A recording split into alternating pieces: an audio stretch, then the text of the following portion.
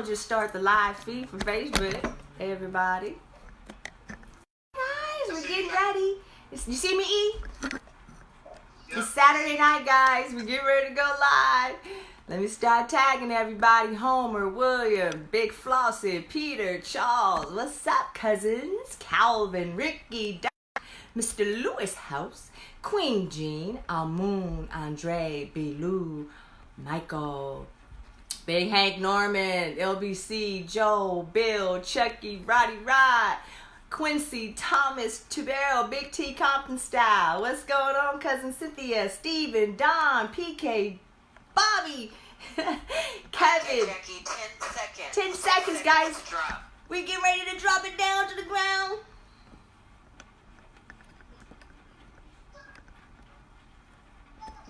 Come on, everybody. I'm finna do it. Saturday night. I hear it, baby.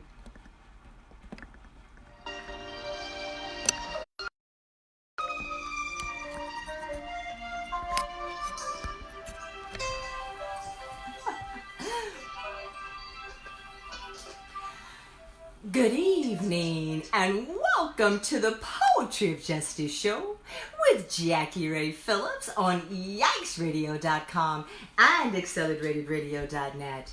Now everyone, you may remember that here on the Poetry of Justice Show, this is where social consciousness meets the arts.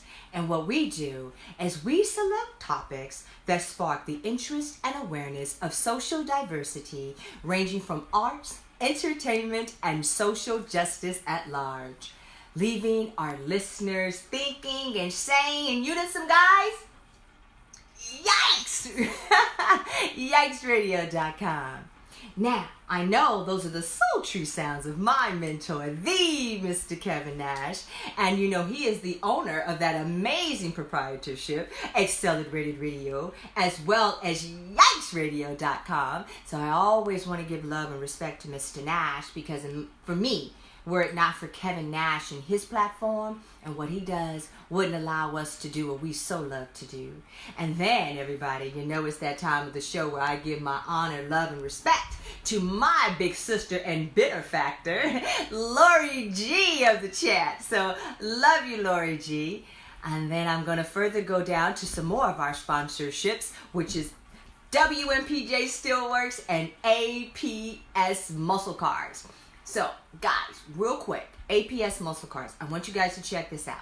I know it's the pandemic and there's a lot going on, but this gentleman has a really cool new facility in Signal Hill, and what we're having there is vehicle storage.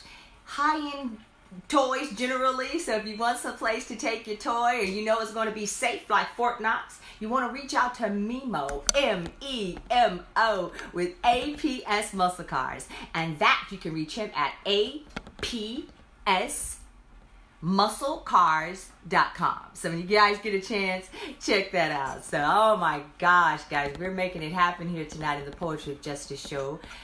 Hello, Queen Jean. How are you tonight? Hello, Kilo, Pam. We've got a lot of people in the house. So, guys, as you know, this is a new scenario. So I'm going to be holding up our pod here with my phone because I want everybody to be able to see our individuals that's going to be participating with our show tonight. So if you had an opportunity to see our awesome ad, I have on the show with me tonight, I have the amazing, returning to us, Mr. Eric G. Fisher. I used to tell Eric back in the day, and Eric, everybody, is my brother-in-law, who I love and adore. And when we've been rolling together, shucks, I think about 30 plus years. I don't want to put our ages out there, but we used to tease Eric way back in the day, and I'd be like, remember that commercial you guys be like, E.F. Hutton, when E.F. Hutton talks, everybody listens? Well, we would tease Eric back in the day, and we would say, I would say, me and my sissy, when E.G.F. talks, everybody listens. So Eric G. Fisher's in the house tonight, everybody. And he's going to be bringing us his perspective from the business side of things. And then I also am very honored to have on the show returning Mr. Jerome Rucker to the show. And he's going to be talking to us from an educational perspective.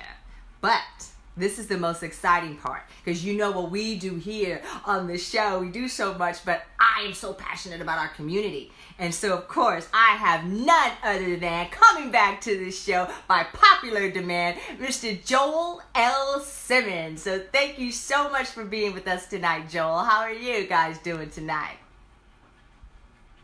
Can you hear me, Joel and Lori? Okay, guys, I don't hear anything. Lori, can you hear me? Yes, we can. Okay, can you guys say something? Hello, everybody. How y'all doing? Can you let me know in Facebook land if you guys can hear okay? If not, you know what I'm going to do, guys? I'm going to put them on the speaker, right? Because we're learning new technology. I'm learning new technology. Okay, So, engineer said if you could maybe keep your mute button off. okay, guys, So- we got so action take now. yourself off. There you go. Okay, better? this That's is better if you keep yourself off of mute. off of mute. Okay, so we got hey guys, hey Lloyd, we got some great people in the house. I just want to get back to our lives, if it's okay, crew. I just want to give honor to people who are tuning in to us tonight. Eric and Joel and Lori and Jerome. We've got William Brooks. We've got Lloyd in the house. Again, we've got Queen Jean. He says, hey sis, CTB for life, Compton Tar Babes. And then I've got Peter Pritchett all the way from Alabama in with us tonight. Love you, Peter. Thank you so much. So, what we're going to be talking, we can hear you. We can hear you. Thank you so much. So, tonight, guys, what we're going to be talking about is the pandemic, i.e. COVID-19. And we're also going to be talking about that from a perspective, the pandemic itself, how specifically it is affecting us, Black people. I don't know who else is viewing. I'm not trying to be disrespectful for nationalities, but for the purposes of tonight's discussion, what the men, the Brotherhood, has brought to the show, this is what we're going to be talking about. The coronavirus, the pandemic, how it's affecting us, the Black community, and what we can do moving forward. We're going to be talking from the perspective, again, from a business aspect from Mr. Fisher. We're going to be talking about it from an educational aspect from Mr. Rucker. And of course, we're going to be talking to Mr. Joel Simmons. He will be weighing in from our community perspective. So I'm going to just pretty much facilitate, chime in every now and again. If you on Facebook land, let me know if there's anything with everything that's going on with electronics. Please let Lori and I know. We love you, and let's get the show going. So, Eric, why did you want to bring this topic to us tonight? You know, first, Jackie, before we get started, again, Yes. I want to thank all your listeners that are listening, and I'm going to ask that they please chime in via chat or Okay. via however they communicate with you. Okay. And we want to make this open and two-way communicative Yes. and lively. We want to hear from them. We're just talking from our perspective and what we're seeing from the information that we've lived through and we're seeing Okay. through our lenses, but we most definitely want to hear from them to get their thoughts as well. So Awesome. We'll do that, Eric. Thank you so much. And hey, we got Big Flossie, Long Beach Finance in the house. I just wanted to shout that out.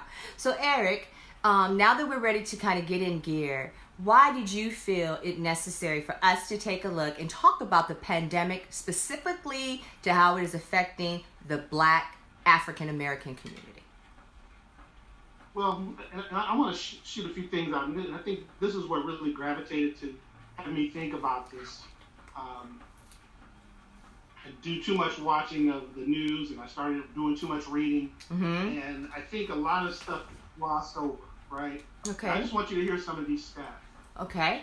Okay, so just to get an idea, let's take Los Angeles County. In Los Angeles County, we have over 50,000 homeless people on Skid Row. Okay. Of that 50,000 on Skid Row, 40% are African American. We only make up 9% in the LA County. So just look at that stat alone of how many African Americans are being affected just from homelessness, which is a big cause of a lot of the stuff that we're starting to see. Okay.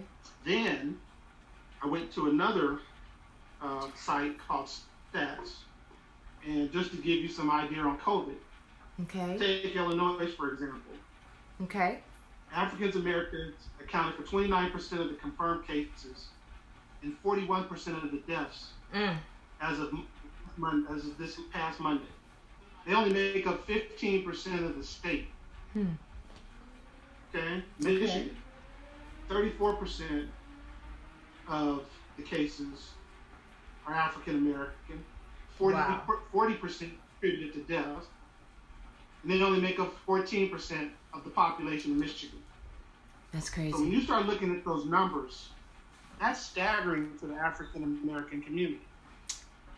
Oh. And I don't think we're getting enough of this information out. We've asked for it. A lot of activists and civic black leaders are asking for it, but they're not releasing it. Right. Because they understand how this looks from a disparity with African Americans.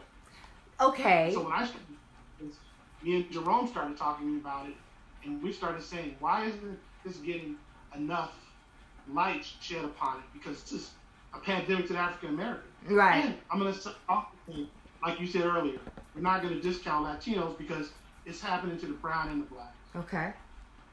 Eric, do we think that that's because, what do you think that is? What do you think that is? And then I think we take that piece, E, and then we'll go with the other gentleman. So in your opinion, why do you think that is? You know what I'm saying? Is it the conspiracy theory? Yeah. What the hell is this? You know what? I mean, there's a conspiracy theories. I think that, one of the other key areas is healthcare. Okay. When you think about affordable housing. And I think the other part is education.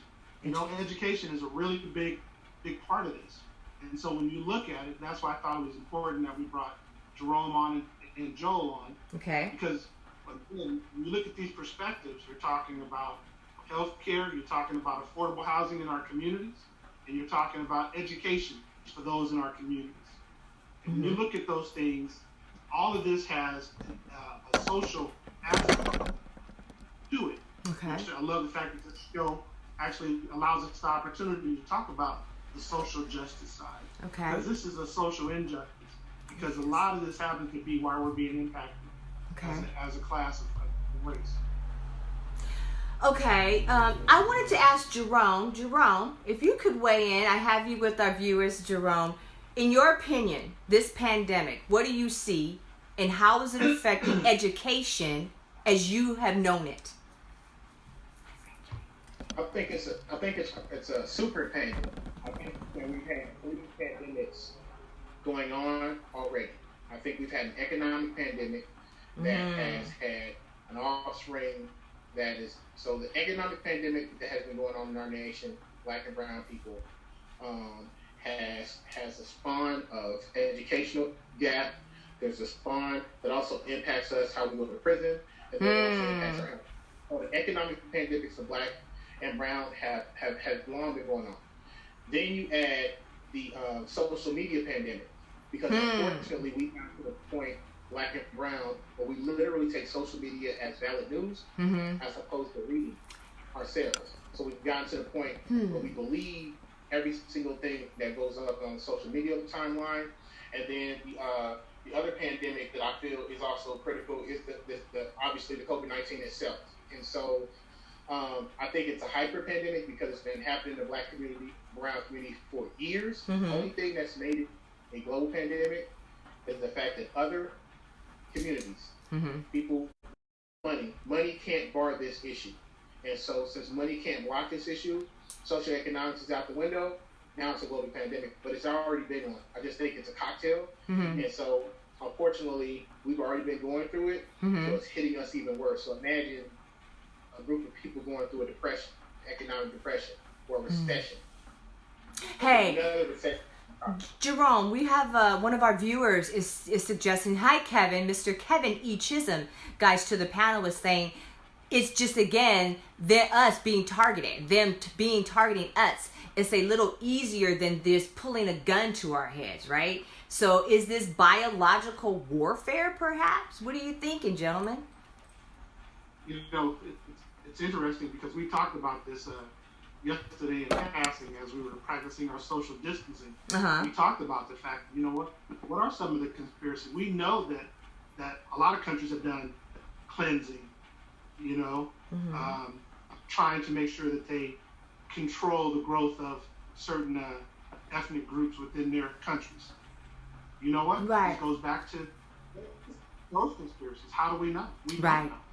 But when you look about it, when you think about this whole idea of this structural racism that we're having right now, I have talking about the fact that I'm sorry. No, I have to put that for our listeners. I'm going to type it out, Eric. Structural racism, everybody. Structural racism. Eric Fisher, break it down for us, please. So when you look at it, like we talked about earlier, I think Jerome hit on the key points, and I'm sure Joel's going to bring too.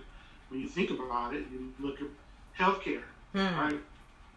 We don't have the proper access to healthcare. Because of that, we don't go to the hospitals. I know. We'll stay home and try to fight off the cold and still go to work.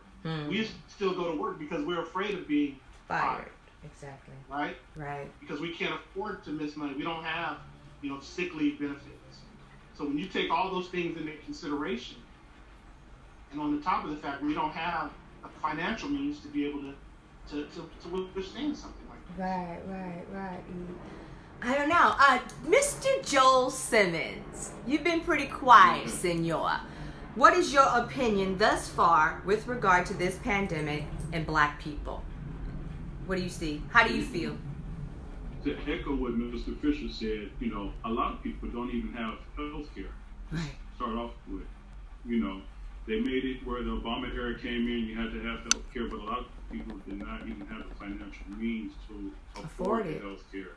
So you sit at home, you make one of them old-fashioned granny cocktails, you do what you can to get by, to survive, because as Mr. Fisher said, if you miss work, you're not going to have a job to go to. Right. Now, here it is, this pandemic has came around, and unfortunately, a lot of us in the black race was like, this ain't going to affect me. This is another hope. This is something that's going to stay where it supposedly originated over in China so they can control their population over there. Then boom, it exploded all over the world. So now everybody's panicking like, oh shoot, what do we do now? How do we get ahead of this? And what is it that we need to do to face this head on to eliminate this problem that we have? Wow. Joel, and gentlemen, if you will, and our viewers and listenership, when you hear the new mandate, particularly we're in LA, everybody, well, the show is based here in LA. Generally, we're in Inglewood filming, if you guys remember. But, the county and the state of LA, the state of California, and I know the county of LA, the masks. This is like something we have to have. If we don't have this mask on now, we are facing fines, punishment. You can't go into the grocery store with that. How does that new normal, if you will, feel to the panel members? Well, for me, it's kind of a good and a bad, and I'm gonna touch on the good part right quick. Okay. For some people, it's a sense of security. They feel if they're behind the mask, they're either blocking the mask, or some of these people walking around here may even have the virus, and we don't know about it. Right. So they still are out operating on their daily activities, doing what they need to do. On the bad part, it kind of, somebody can walk up to you with a mask on and rob you, and that's what's going on. A lot of people are getting robbed nowadays because it's so normal to see somebody with a mask on their face and not really look twice or, think they're coming for you. What's going on. Right. Yeah, people get robbed at the stores for their groceries. When this really blew up, people were going to the stores getting water and toilet paper and paper towels. People were getting robbed. No sooner they were coming out the stores, going to their cars. People was like, hey, I need your water, I need your toilet paper, I need your paper towels now. Damn. So this is really giving the crime of opportunity, because if you look at it, the crime is down per se, but a lot of strong arm robberies, a lot of crimes of opportunity are just shooting through the roof because people are getting just robbed left and right because they're not thinking about somebody with a mask on. And I tell my family every day, hey, just keep your head on the swivel. Anybody can come up if it don't feel right. You don't have to. Jackie, this goes back to what we were talking about earlier. Our class of folks, the brown and the blacks, are actually being forced to have to go to work during this time because they're essential service, right? So, you've got your people working in the transit system, you got your folks working in the stores, right? They have to take public transportation, they have to do these things in order to ensure they're safe to get to work. Right. So if that's what it takes for them to be safe to work, then I'm all for it. But I think the flip side on it is that, I was actually another stat. I don't know if anybody has listened, but Obama predicted this when he was right before he was leaving office. Eric, you got that clip? got that clip, and I actually went back to a clip that Biden had even said the other day. What? They invested millions of dollars in putting up this pandemic task force across the globe to ensure that America was ready so that we wouldn't have this situation should it happen. Okay. And what did 45 he got in first day in office? Disbanded it. He disbanded the whole organization. So you know what? We weren't in China when the first outbreak took out. Right. To be able to come back and say, hey, we got to start forwarding this off because this is coming. On top of the fact, you know what?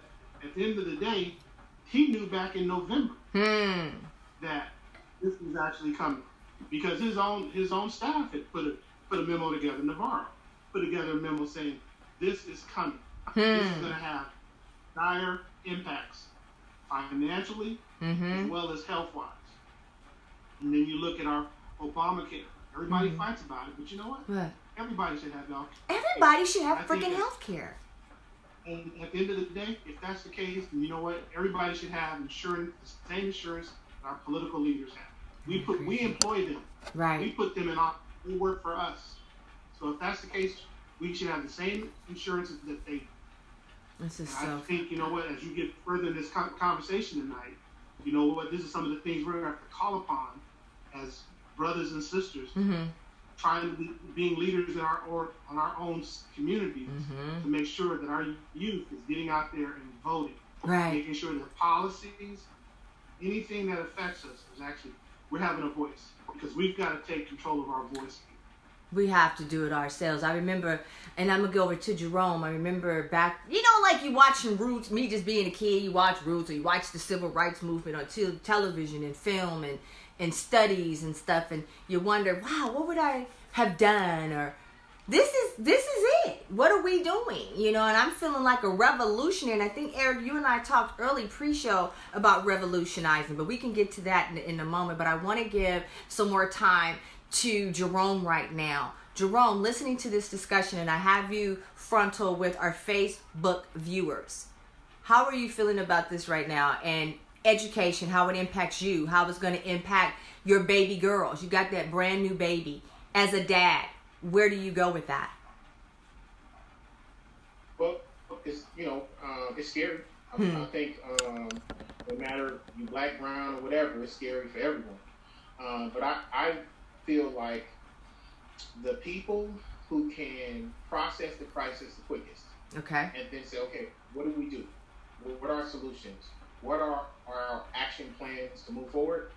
I think those are the people that will be able to come out of this better. So I think that we do need to identify that we need to accept, embrace, and recognize that we have been in a pandemic already. Okay. And then moving forward through education, we realize everything is connected. It's like the octopus with arms. Okay. So economics impacts education. There's a school to prison pipeline. And then it impacts healthcare. And then those who know history, they understand the origin of our economic, us being behind economically.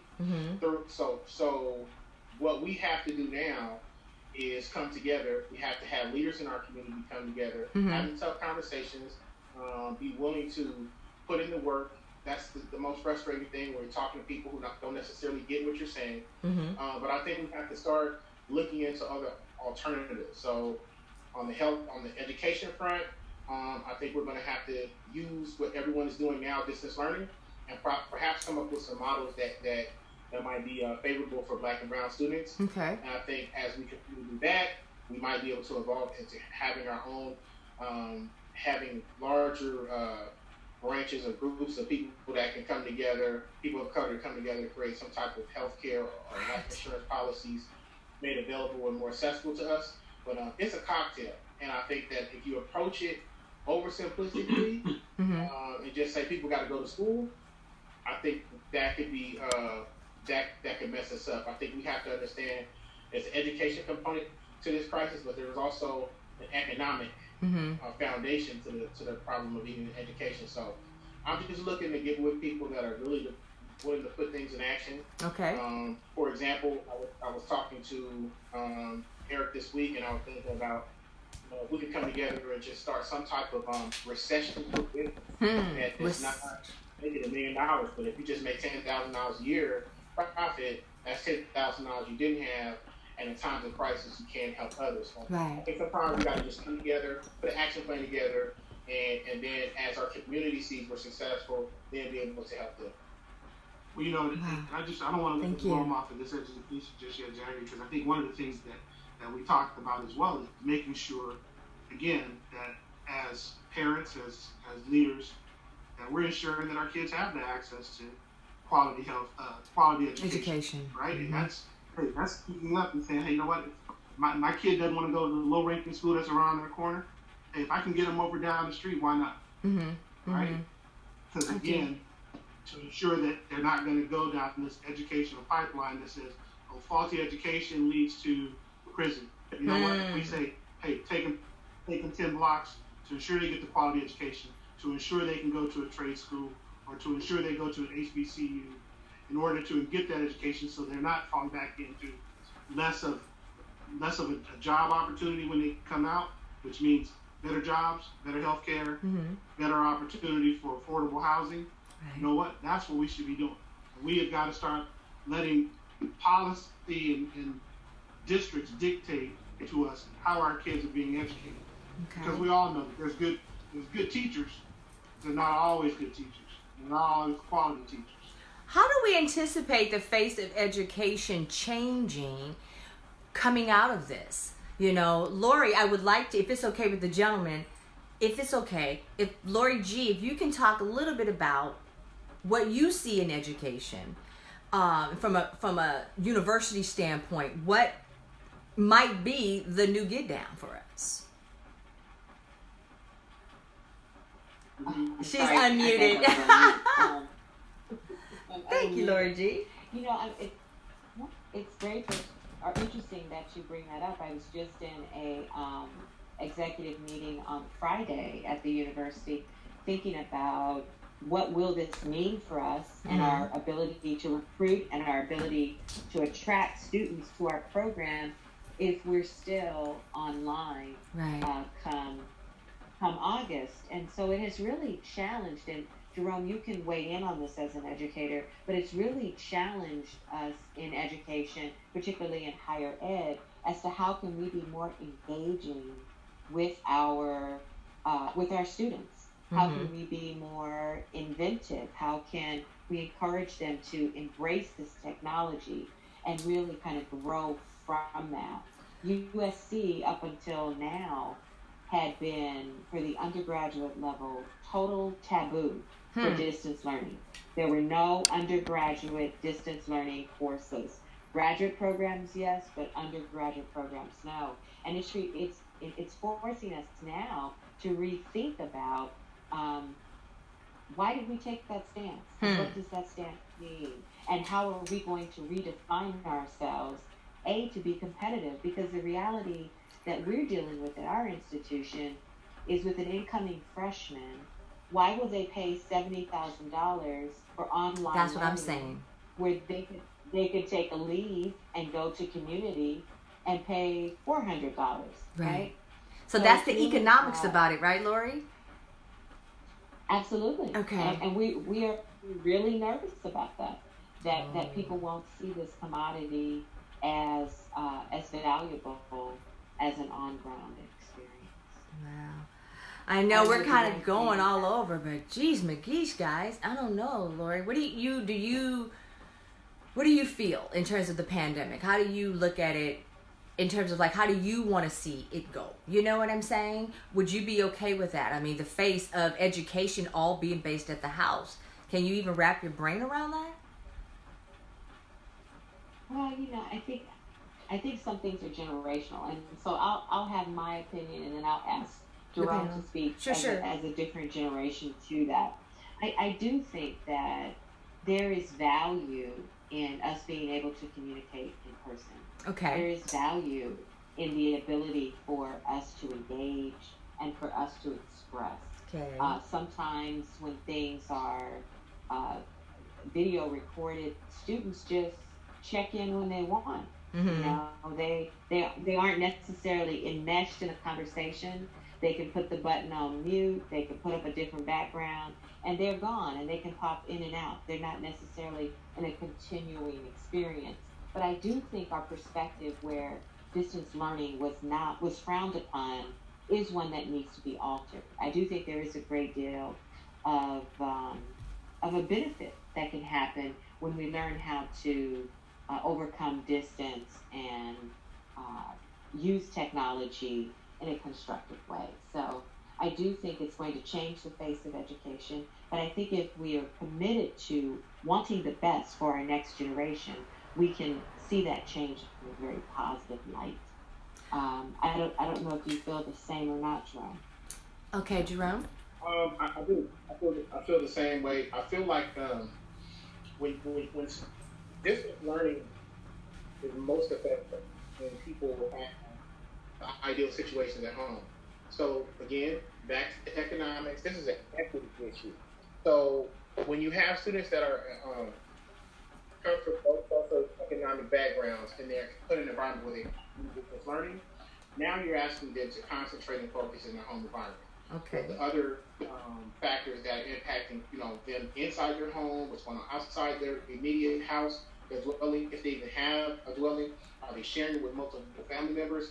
And so I know that on the K through 12 scene, that's our biggest issue, is the fact that we don't have equity, and we have kids that are absolutely out of contact with us now because of what's going on at home. And when they came to school, even if they weren't successful, at least that 6 or 7 hours, they had some form of normalcy. Right. So what distance learning also does is it puts pressure on educators. Now they really got to start cooking in a different way. Because when you're under the brick and mortar of a classroom, you kind of have some things set up where you kind of can flow with it and be successful. When you go to distance learning, your creativity has to really kick in, and your engagement is even that much more crucial. So if you have teachers that haven't been engaged, and oftentimes that happens in certain situations, dealing with kids who might be at risk, you're dealing with kids that are now even more at risk, and you have a situation that's nearly impossible to correct over time. So even in this short span we've been out of school, it's possible some kids are going to end up being a year or two behind just because of these 3 or 4 months out. Well, but I think the other part to that, Jerome, I think just goes back to what we were talking about earlier, though. You're going to start having families making choices. Do I turn off the internet or do I keep on my lights? Right? So that's where we have to start thinking creativity and start thinking about ways of coming up with community solar, where we give away free access to the internet. Those are the things that are going to have to start driving, but they're going to have to start happening with us. We're not going to have to be able to rely on the AT&Ts of the world, the Verizons, because that's what's going to happen. If this becomes a new way of learning, families aren't, single families aren't going to be able to afford it. If they're going to make a choice, either healthcare or, hey, no internet and no TV. Right. You know what? They might have a cell phone, but that cell phone plan, that data is going to run out. So again, this is where, all those that are listening on the phone, start thinking about some of these things, some of these businesses that Jerome and I have been talking about. How do we come up with businesses that actually help our communities, broaden that reach? But I think this starts driving that additional discussion. I think, I go back to the healthcare and behavior. I think this is one of those major things that we're seeing right now. You think about domestic violence is on the rise. Wow. Behavior. These people are at home now all the time. The wife and the husband normally are at home. They're on each other's throats. They're fighting. They're becoming chaotic. And I think this is something that we've got to start thinking about. And they don't have any access to health care. Eric, I would like to put this to the panel. We have Lewis Smith, Eric, and please forgive me, but I wanted to get it before I lose it in the timeline. Okay, great discussion. We need answer for our community as we bunker down for the fallout that is soon to follow. The Black community must prepare for ourselves best we can and get right information as best we can from our people on the inside, close to those who have the upper hand, and be prepared ourselves and our community for educating our people. We also need to spend money for proper PPE instead of buying this crap off the streets that will protect not only us individuals, but our family members that will call upon us because they cannot leave their homes for supplies. So you're right, Eric. I just wanted to bless you with that commentary to know that, you know, we're grasping it, we're getting it, and this show is so necessary. I wasn't sure where it would go, but I bless you again, Eric. So what, from an economic standpoint, or what can we do, like, outside of what we're doing here on the Poetry of Justice show, when we're out there on the day-to-day grind, how do we prepare ourselves and our people to try and overcome this? I know it sounds cliche, we shall overcome, but shall we? You know, it's bad. I'm gonna have Joe chime in here too, because Joe actually has 2 family members that are actually out there on the front line in healthcare and helping the community ensure that they're being healthy, and they're putting them both themselves at risk. Yeah. So, and Joel as a third, because Joel is helping the public sector, making sure they can get to work with the rapid transit. So I'm gonna let Joe weigh in on this one a little bit. Okay, go ahead, please, You know, Joe. yes. Hello. Yes. There you go. Okay, you know, this is the thing in what Jerome touched on. It's about the education. You know, some people just don't get it. Some people refuse to get it, and some people do get it. You know, but it's majority of people out there that just don't get it and don't want to get it. You know, I hate to say this, but some of our people are just so ignorant to the thought of what's going on. You look at the news.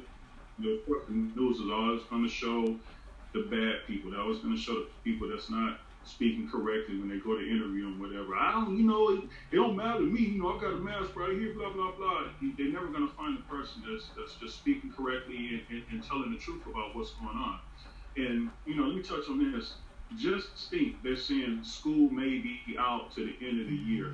So can you imagine how much of a hard time a lot of these teachers are going to have when school finally gets back up and gets going again? How much of an impact that's going to be on these teachers, that these kids have been off all this time. And what Eric said, hey, some of these parents have to make a choice between the internet, keeping their lights on, feeding their family, or making sure their kid get their assignment. You know, it's a tough decision here, and it boils down to the economic aspect of this. It's going to be, when this pandemic is over with, we're still going to be in store for a rude awakening, because all these kids are just going to be lost if they're not kept up to speed on their schoolwork. Yeah. You know? And if you look at it, Eric, what you were saying, domestic violence is up. Also, child abuse cases, because now you got these kids at home and they just getting on their parents' nerves, their grandmother's nerves. You know, they can't go outside. So, you know, bad enough to tell our kids go sit down, but just imagine the kids that just really, you know, want to go to school and be there, and they strive better in a school environment than they do at a home environment. Right. Well, that's true. I think the hard. Go ahead, Eric. I apologize. No, go ahead. No. I was just. Go ahead, please. No, I was just gonna say. I mean, I've seen it. I'm seeing where, you know, the social workers are not putting the time and effort into looking into cases like they normally would, Right. to ensure that the kid is actually the best environment. That's not. You know what? Their job is to make sure that kid is the best environment, regardless of what's going on. Yeah, look at Gabriel Mendez. Look what happened with him. Yeah. You know, if they're not willing to take that time to do that, then they shouldn't be in that field. And I think this goes back to one thing I want to make sure that, you know, we here and on this call and your listeners, you know what, we've got to start pressing our people that we put in office. We've got to start pressing them to make sure that they're representing our best interests, not their best interest, but our best interests. And if they're not, then you know what, we need to start making sure they're not there for 40 years. Right. They need to be coming out of office. Right. You know, and the only way that happens is by us making sure that we're listening and hearing what's being done on our behalf. Okay. The problem is so many times, you know, I think this happens when, you know, again, education. We need to start making sure we educate our youth to make sure they understand. That's a right that our brothers and sisters before us have given us, is the right to vote. And you know what? You get out there and vote. Now, I probably don't agree with the Wisconsin thing, which was, hey, everybody get out there and vote no matter what, everything's going on. But you know what? There's other ways to make sure your voice is heard. Yes. Absentee ballots. You know what? Use them. Yes. They're there for a reason. Make sure that, you know what, you do have that right to vote, and that you are heard. You know what? Making sure that you go to council meetings. Making sure those folks that are at the lower levels are ensuring that they're meeting your needs. Accountability. Believe me. Yeah, they get federal money. That's why they want the census. Eric. They start flowing the money at the local level. Eric, we have a comment from Queen Jean V. Berkeley of the G. Lou Show. She says, yes, some people just don't want to get it. She agrees that some people are just completely ignorant to what is happening. She goes on to tell us that she and her daughter was talking about this today, about the domestic violence in the home. And we talked a little bit about the situations. They spoke about the Gabriel Fernandez case. You know, that's a show streaming on Netflix, I believe. And it's horrifying, everybody, of what's going on. So how do we put action behind this? Or is it too soon? Do we know? I mean, right now, I know LA, we're on lockdown until mid-May. How can we begin community change, Joel? What do you recommend, if you could? Yeah, I'm gonna have Joe touch on that, but I'm gonna Eric. say one thing. I apologize. Everybody knows that there's the federal level, which is the presidency. Yes. Then you start coming down to your senators and your representatives, and then you have your mayors, and then you have your councilmen. Again, you know what? This has got to be a grassroots effort. Okay. You got to get in your councilman's office, and you got to tell them what you think. Okay. And if they're not listening, then you need to make sure that, you know what, you take up a petition to make sure they do hear you. Mm-hmm. Take a petition to get them out. Mm-hmm. If that's what it takes in order for you to be heard. Okay. But you've got to start at that grassroots level of saying, hey, you know what? These are the people that live and breathe where I live today. Right. Those folks are the ones that got to hear what you got to say. Mm-hmm. And then you got to make sure that they're taking your message to the next level, and to the next level, and to the next level, okay. To ensure that you're being heard. You can't just say, okay, I'm going to vote for a Democrat and I'm good. That doesn't happen. You've got to make sure that your local elections are just as solid as your national elections. Okay. Making sure that you know what, that you are being heard. And I think, so many of our kids now today, they're voting at the national level, but they're forgetting about the local level. Mm-hmm. They got to start thinking about, okay, where am I living today? Right. Oh, okay, you know what, I live in North Long Beach, or I live in Compton. You know what, who's my local officials here? What are they doing for my community? Mm-hmm. And believe me, if they're not performing, you got to let them know. That means letting them go. Or better yet, running yourself. If you got the qualifications in the background, and you think you can, get out there and activate. So I hear we got to mobilize and we got to get out there, right? We've just got to start doing it. There you go, Jack. That's the word I'm looking for. We got to mobilize at the local level to ensure that we heard. I do know, I did see, sorry for pointing everybody, I did see on Wednesday, I want to say, or Thursday, that Mayor Asia Brown from the city of Compton, she has a series where she actually is coming out and speaking to the community. The platform is via Facebook, but just kind of with like a day-to-day check-in kind of a thing, and talking about how the virus is impacting Compton and the city's reaction responses and so on and so forth. But I found that to be quite, comforting, if you will, to at least know you're looking at it, you're talking about it. It's not just in this black hole of people freaking out. You know what I mean? So I hear what you're saying, Eric. And if people aren't doing that, it's our responsibility to be accountable and go and knock on those doors and make it happen. Right. Well, yeah, and I think the other part is, I think so many folks, we look at like elected leaders, like I'm going to take Eric Garcetti, for instance. Okay. His father was a mayor before. So the first thing you think of when he's running, you say, oh, he's got to be like his dad, so I'm going to pick him. Well, not wholly. Mm-hmm. Just because he has the same last name doesn't mean he represents your interests. And I'm just using this as an example. But I'm saying those are the things that we get caught up in as African Americans. You go back and you look at the good times, right? When the alderman came, you know what, everybody voted for him because he looked like us. Right. Not that he represented what we wanted, but he looked like us. Mm-hmm. Well, that's not always the case. You believe that they're representing your best interest. Believe me, 9 times out of 10, you've got to listen and make sure you're hearing it for yourself. Right. Don't listen to your friends or your family and say, oh, we always vote Democrats, so you're good. No. Vote for what that person is representing for you and for our communities. You know what? If that means we got to get more money in here to fund health care at the lowest level to make sure that we're getting it, then you know what? That's what we should be pushing for. Mm-hmm. Sometimes that might be going against the grain and saying, hey, that person didn't cover that. This person is willing to do that. And if that's the case, then you don't have to make that change. Right. Those are something that you got to think about. And I think what happens is we get disenfranchised with the whole idea of the fact that, hey, you know what? Oh, they're already voting in California, so they're not going to be thinking about me anyway, so I'm not going to worry about it. No. You got to take a step back and say, my vote matters. Right. You know what? When you have the opportunity at 18 to register for the vote, you need to register. You need to make sure that you're being heard and your voice is being heard. And, again, activate, like Jackie said, making sure that you're, yes, it is. Sorry, Hi, Gabriel. That's our future. That's our future right there. You know, and again, making sure that they understand. You know what? You have a voice and you have a platform in this town. Yes. So I'm so happy we're able to talk about this, the pandemic and the African American community, Black people, I say. And then I have a telephone number, everybody. I appreciate all of the viewers.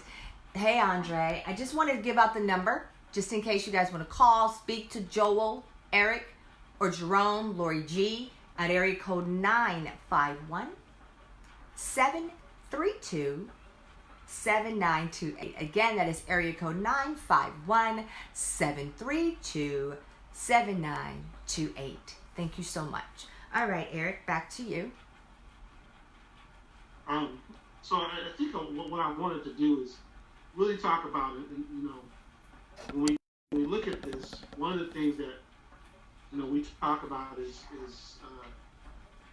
this whole idea of affordable housing, because I think this all leads into all those different things as well. When you're thinking about the healthcare challenges we're having, you're thinking about the stats that I gave everybody earlier. Mm-hmm. You know, and it goes back to what Joe was saying too, and Jerome. You're looking at affordable housing. You're looking at, you know, projects. You're looking at, you know, Cabrini Greens in Chicago. You're looking at, you know, Avalon Gardens in Carson. You're looking at in LA. You know, you got the Down. You know, so it's not looking at all those things. You tackle that first. First, you got affordable housing. Mm-hmm. People fall on top of one another. There's no way to get around it. Right. It's not. You know, I think somebody said it on the call. You got multiple families in those type of housing situations. Right. Hey, we got to make it somehow. But now you got to take that and those same folks that have got to go to work to ensure that they're able to meet the demands that they feel, right? They're taking public transportation. So what does that mean? They're putting themselves at risk there. Right. They're bringing it back to this affordable housing area that's not really affordable housing. It's the low housing income, and it's actually sprawling. So then when you start looking at this is going to continue to be the same type of situation that festers. So we've got to figure out a way for us to be able to say, how do we get ourselves out of this? Because you know what? I don't own an apartment complex, but maybe I can. Right. You know, a true apartment complex to where the folks don't have to be on top of one another. I know. They don't have to have multiple families. Right. And as everybody knows, in California, there's nothing affordable. There's nothing affordable. One bedroom apartment is costing $2,000 a month. That's crazy. And who's owning those? Who's owning that apartment complex? Right. Probably Not us no more. You know. I'm gonna tell you, this is gentrification at its finest. You know, we've been hearing about this and they've been talking about this for the longest. And you know, for homeowners, you know, we some of us may welcome it because it brings your property value up. You know, where I'm living at, we're starting to have Caucasian people move back in the neighborhood. Wow. You know, I'm down in one of the biggest aerotech companies, SpaceX. So they're bringing in a lot of their people here that were staying out in the valleys and stuff. They're helping them buy homes over here. So, you know, you're seeing them down in the Targets. You're seeing them down in the Foods for Less. You're just seeing them everywhere, up and down the street, jogging, walking their dogs, their families in the afternoon. And it's like, for someone like me that grew up in the hood and everything, and seeing this, like, wow, this is crazy. But being a homeowner, I'm like, well, okay, this is cool. But you look at the that kind of housing that's truly going to work every day, doing what they're supposed to do, trying to get their piece of American pie, but they can't afford that slice because it's too expensive for them to obtain. You know, and you know, then it boils down to some of the people that's just plain old being lazy and don't want to do nothing. They don't want to get and better themselves. They keep collecting that check every month, and it's like, I'm gonna stay here. So it's like, well, good. By the time they get y'all on out here, maybe y'all should start doing something for yourself. If you're able-bodied to work, go work. Go to work. Stop right. pulling out with other people. Stop being lazy. If we all can get up and go to work without you having no type of physical ability or mental ability, go to work. And there's people with physical and mental abilities that's going out there putting in the 40 hours plus a week, that's going to school, that's raising families and making it happen compared to these able-bodied people that just want to collect that check. You see them two days or one time out the month, when it's time for them to go shopping, and boom, they're right back in the house. But they got 50 people hanging out in front of their house. That's the people that don't want to get it. And last month when this pandemic first popped off, they had a birthday party right over here off of, I believe, Hyde Park somewhere. They had a birthday party for a 3-year-old. They had 60 some odd people at this birthday party. LAPD had to come and break it up. People were fighting LAPD. Wow. Because they didn't want to adhere to what's going on. So, a lot of people don't get that, but, when it comes down to the affordable housing and affordable rents, either the mortgage company is raising rents on the landlord and they're going to pass the cost over to their the tenant. That's how you, Yeah. What do we say to the conspiracy theory about this, guys? You know what I'm saying? Gentrification, all of this shit going on. Could this have been pre-planned? Is it the whole 5G? Do we go there? It's like if this pandemic wasn't pre-planned, this rent stuff is. I mean, I'm over here next to the stadium, and I'm reading the newspaper ads and everything, and a lot of people are just getting out of the Inglewood. They're moving over into the city of Los Angeles where rent is $200, $400 cheaper than being over here in Inglewood. Mm-hmm. So it's especially when people are just by themselves and they're the sole person of paying the rent and taking care of home. I don't know, guys. Right. Go ahead, E. Let me bring my wife in right quick for a comment. Okay. Hello. I was sitting here and I was saying really how much I love the POJ show because we bring a lot of you always talk about the current events, but being in the healthcare, I think part of it is conspiracy, but when you look at epidemiology, the first thing of it is containment, and I think our leaders did not contain it appropriately. And I also think when this first came out, Joe and I were talking about is that black people didn't think it would impact them because it was impacting all nationalities besides themselves. So, when you were saying, what can you do to do education? I'm just talking from a perspective. When I go to the grocery store, this glove and mask thing right now is driving me absolutely nuts when I go out. Right. Joy and I have been a fit when we go out because people are not treated appropriately on PPE use. And so they're really not containing it. And the way that the virus is staying on cardboard and metal for a long time, people are wearing the same gloves all day long. They're touching, and their mask is hanging from their face. And then they're not covering up their nose. And so today when I was at the meet, I had to educate the whole line because I got out the car without a mask on. Because I wanted somebody to talk to me about not having a mask on. So of course, my people start looking at me all crazy. And I have my mask in my pocket, but I was like, you don't have yours on right. Your gloves are dirty. You didn't have that mask for a whole. And so I think a lot of it too is the lack of education that's being provided on this epidemic. Or this infection. Because even in the hospital for the nurses, we were telling this, we were having a hard time with the nurses before this all hit. So I think my concern is that there is some conspiracy sometimes when it comes to Black America, but sometimes Black America does not really help themselves. And so whenever there's vulnerability, the social disparities, the social determinants of health, all that is going to show. But when you go back and look at how is your health, were you taking care of yourself? Were you trying to control, diabetes, high blood pressure, all this stuff that these comorbidities have, they weren't doing it either. So I think for me, my part is trying to educate them on prevention, right? Because whenever there's a vulnerability in the world and you have social disparities, it's going to hit you the hardest first. It's just the hardest first. So I have mixed feelings about it being on the front line. I've had many conversations with minorities, black and brown, that are just resistant to take care of themselves, resistant to change, resistant to education, set in their own mindset. And so I think just more education is needed to them about self-care too. And then what Erica's saying about the housing and all that stuff, but I'm just talking about from a healthcare perspective.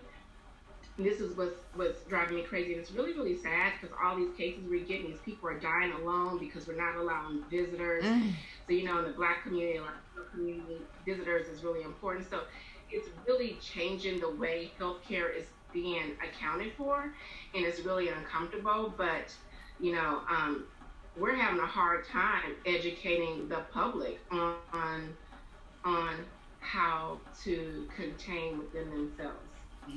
So Tanya, what can you leave for us, like regarding the mask in particular, because that really struck me. So, in your opinion, because I know you're the best at this, highly educated. What do we do? Joy, what do I do? Shit. The thing about the mask is when you wear these masks that you're putting on, just know that the masks are protecting people from you. So if I have something, it's protecting me from spreading it to you. Okay. This mask right here is not going to protect you from the coronavirus because it's aerosolized. If you sneeze and it stays in the air for 4 hours. What it should do is contain your sneeze and your breath in this mask, right? Okay. But it's not an N95. It's not an N95. And so people are putting it on like this, just wrong. You're supposed to pick it up like this on the side, put it on like this, and then take it off like this and put it in a brown paper bag. Wow. Because the brown paper helps it breathe. You don't put it in a plastic bag where it gets all moist and saturated. And then people are putting it in their pocket and throwing down. If you have on gloves, whatever you have in your gloves, to stay on your mask. So we in the hospital, we always say, if you have a glove on, as soon as you take them off, wash your hands. Before you put them on, wash your hands because they're so porous. And then people are all in the store with this gloves and this mask on, and they're touching everything, and then they're touching metal, and they're touching this, and they're going to their car wearing the same gloves. They're just transporting everything around if there was anything on it. So I don't wear the gloves because you would need several dozens of gloves in a day in order to contain the virus. Wow. So I just alcohol in my hand and wash it. So Joy and I was talking because she walks. Tanya, I got a couple questions for you, baby, please, because they're important to you. I have Hampton Allen in the house tonight, and he wanted first state and then a question. Statement. The public is being educated, but no one's listening, Tanya. And so to the panel, Hampton Allen would like to know, how many times can you safely wear a mask? How many times should we safely wear it? I'm not sure that the public is being educated. And what I'm saying about educated is every time we turn on CNN, when there's this mask mandate, is there a video on donning and doffing the mask? And there's no education to the public by the media, or there's not a website that you can go to unless you can go to the CDC. I actually can send you guys one on appropriate donning and doffing of the mask. Okay. So it just depends in which you get in contact with. It's this reuse policy that's going on right now because of the shortage in healthcare. So we're using ultraviolet lights, but these surgical masks, after your day, or it depends if you get in contact with fluid or what's going on. If you're coughing a lot, it just depends on what's going on. You can't say use one mask for 2 days or use one mask for 2 hours. It depends on your interaction with that mask, right? Wow. So if your interaction is you're coughing it all day, then when you finish coughing, you take it off, you should trash it, because if you take that mask and put it in your pocket or on your car or on the table, now whatever you cough, if your infection is now has a capability of being in the air. So,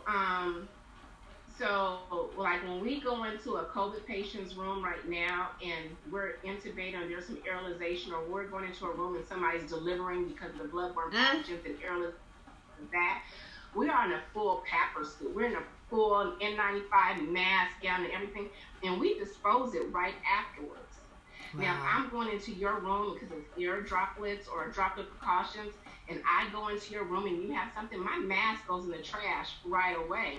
And see, I think this was a big concern when healthcare workers were saying that they did not have what they needed. That's not true. The ones who to take care of the COVID patients had what they wanted. The ones that were scared because COVID patients were in the hospital were not getting masks because you were not on the front line and you didn't need them. So we worked through all that. Now it's a mandate for everybody to wear masks, but you have to teach them how to wear it right, appropriately, or you're going to not contain it. You're going to spread it. Wow. Wow, Tanya. Thank you so much. Terry Lampkin's in the house. She is an avid follower of us. Bless you, Terry. But Tanya, she wanted to say that's very important to know. And that was a very great question from Hampton Allen. So thank you, everybody, for participation. But Tanya, did you want to extrapolate a little more? Because seriously, like for me, I'm a essential worker. Like, what do I, you know what I mean? Do I need to wipe down my steering wheel every day? I mean, just straight real, like what is best for us that have to go out on that front line? So in between every interaction that you have that's touching something, now in your house you should be contained, right? Like when Amazon delivers something, you leave the box outside, you leave the cardboard outside, you take it out. If you have something that you can wipe it down, you wipe it down with Clorox. Because you just don't know what the person on the other end is doing. And I lost audio. I rub the steering wheel because now it's on my hands. Or I use a Clorox wipe in my hands. But the gloves, you just really have to know how to use them. Or you are potentially spreading of the virus. And any other virus can happen that way. I mean, when you look at the R0 score, and the R0 score is a score of how many, if I have COVID, how many people can I impact in a distance? It's 1 to 5 right now. So if I have COVID, there's 5 people in this room close enough to me, I can give it to them. So it's highly contagious. Good Lord. And so you just have to, I think the problem is, and I said this from the beginning, it was not contained. It was not contained. So even in New York, with it being dense, and California is looking better. We're supposed to hit the surge next week. I see it coming. California is actually Tanya, you said you do see it coming or you don't see it coming? I'm sorry. I see it coming by the numbers of the California beds. So surge means that we have no beds, we have no equipment, we have no space. All this stuff is gone. Our governor dropped, our mayor. Yeah. He came in and did this containment, which was really, really good. So you'll see less cases happening in California. Okay. But there's areas like Detroit and New Orleans and stuff. And when all this containment stuff came out, they weren't under containment.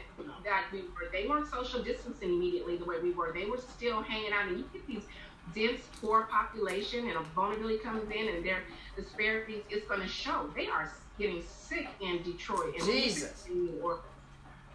And my girlfriend's husband just died in New York. I mean, because it's so dense and so close that when I talk about that R0 score, you can knock out half a subway in New York. When one person gets out and gets sick. So I just think that everybody needs to be conscious, even after this passes, to wash their hands. We just took advantage of cleanliness around our hands and what can get on it. And I hope that's what comes out of it, just more awareness about cleanliness around the things that we do with our hands. Okay. But I think that goes back to the whole thing we talked about earlier, which was densely populated areas are not mainly where the whites are or where there's the affluent. It's where we're on top of one another. Look at Queens. Queens happens to be one of the largest impacted boroughs in New York. It's not Brooklyn. Brooklyn used to be where he's heavily impacted. Right. But gentrification, there's not a lot of low-income folks there in Brooklyn anymore. It's more affluent. So to your point, seeing that even in New Orleans, you look at New Orleans, you look at all the low places that had not been gentrified due to the flooding. Right. They're the ones that got hit really hard due to being there, trying to be there during Mardi Gras. Yeah. You got all the folks that were in Florida that were there having their spring break. Again, not listening. Yeah. So when you take all those things into consideration, That's what you have, even in Michigan. Hey, A lot of low-income areas. I have a question for the panel. Well, a statement from Hampton Allen, and he wanted to know, he's just, posing to us all, why is the governor sending things that we need to other states? Have you all heard about that, panelists? Yeah, we were very concerned in California that was being shipped to other states. And so when you look back and you try to look at the heart of healthcare, and we looked at the numbers for California and our vet numbers availability and the stuff that we had, we really did have more. Because at first I was angry. But when you look at, because we have to report our number of events, our number of COVID patients, our number to the state every single day. And it gives us this graph that says in California, we got 50,000 beds left. We got 25,000 beds or whatever it is. New York is dying. Oh my God. So at first I was angry, but you have to have some type of shared governance and responsibility when you're mayors and you have colleagues that are suffering, right? New York is suffering. They cannot get out of it. They cannot. I could tell you some of the horror stories my girlfriend's telling me about New York. It's heartbreaking. And like I said, my girlfriend's husband just died. He just died in New York, but it's just heartbreaking. I'm talking about they're taking one ventilator to share on 4 people because they don't have it. They don't have ventilators, right? And so when he sent that out there, first we're like, well, take it for us, help us out. But when we look at the numbers and stuff, we didn't need it. We don't need it right now. We're not there, and they need it. They're struggling. So I get it. I get it from a kind of like a California standpoint, but from a healthcare standpoint, if I were in New York, I would be wanting somebody to send help. Send me help. We just had a doctor to the Epic Center. I mean, we're working with the Mercy ship, St. Vincent's Hospital, which one that just closed down. It's turned into an LA Surge Hospital. That's one of our hospitals. Turned into an LA Surge Hospital. And so, if somebody can help you at this time, if you're really at the point like New York, you just need help. Hey, Jackie, I want to make sure. I know we hijacked a lot of your time. I know. This is about you, guys. Thank you. Did you need to take a break for your sponsors, or are we good? You know what? I could just do a little quick breaky break. Normally this is when we would be doing, if we were in studio, the mid-show shenanigans sponsored by Lori G of the chat. But I just wanted, if I may, because he always gives me love, honor, and respect. So you're right, E. I'm going to take this opportunity to give a shout out to the amazing, the fabulous G. Lou Show. Let me get Mr. Rucker back in on this with this guy. So anyway, I want to give a shout out to the fabulous G. Lou Show. Now let me tell you guys about this show. My favorite, well, they're all really great, my favorites, and my super favorite when I fell in love with was the Sunday night show. It's called the OG Sundays, and you can get the most amazing old school low rider music. And it's not necessarily just low rider music, but it's just good, pure music, particularly in these days and times. There's an awesome cast on that show. You've got Mr. Berenstein, Big Flossie from Long Beach. You've also got Hankster the Gangster and the amazing Miss Queen Jean. You can also check this gentleman out on Wednesday nights, which is West Side Wednesdays. You've got Flashback Fridays. And so I just want to give a shout out to the fabulous G. Lou Show here on the Poetry of Justice Show with JackieRay Phillips. I have one more update to everybody. You may be seeing in your messenger or even on Facebook something me sending to you called The Critique Show, and it's on an Anchor podcast right now, everybody, that Anchor's going to be distributing out, and it's going to be on Spotify and Apple Music. But what this is, everybody, this is just a new little thing I started for myself, our DJing skills, and we take like some time to just kind of listen to some songs, go down memory lane, and have fun. So from time to time, check me out, The Critique Show with your girl, JackieRay Phillips. So that's us here on the Poetry of Justice Show. Again, a big shout out to the Mr. Kevin Nash, Lori Ray Fisher, the benefactor, and we've got Miss Tanya Michelle in the house tonight from the chat. Shelly C., we love you. Miss Chris Fisher, thank you, Jerome Rucker. Thank you, Eric Fisher. Thank you, Mr. Joel Simmons. Let's keep going.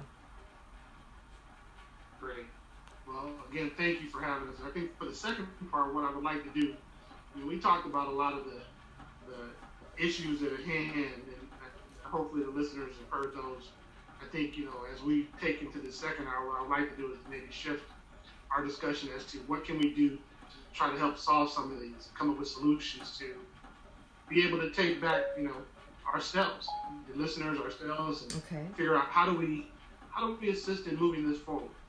Okay. And how do we assist in trying to make sure that we're in a position to change some of these dynamics that we're starting to see as it's impacting us as people and our people. We have family members, we have loved ones, we have friends that are being impacted. How do we change the narrative and start really working towards that?